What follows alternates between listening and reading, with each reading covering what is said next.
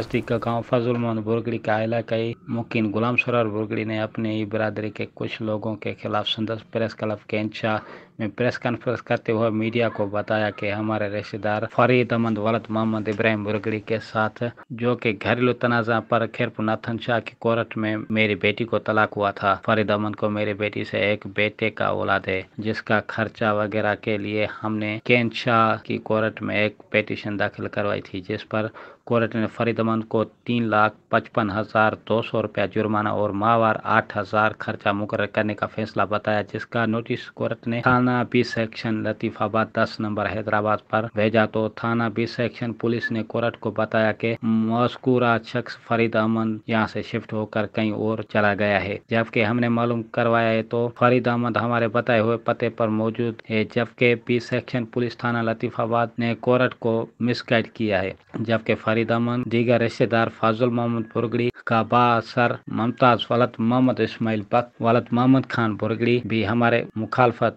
की हिमायत कर रहे हैं, जबकि फरीद अहमद वालों ने हमको धमकाया है कि हम मुकदमा से हाथ उठाएं, दूसरी सूरत में दीगर आपको जानी व माली नुकसान पहुंचाएंगे। गुलाम सरवर बुरगड़ी ने chief justice high court IG Sindh DIG Hyderabad आला हुकाम से नोटिस लेने का मुतालबा किया है। मुखालफिन को कानूनी दायरे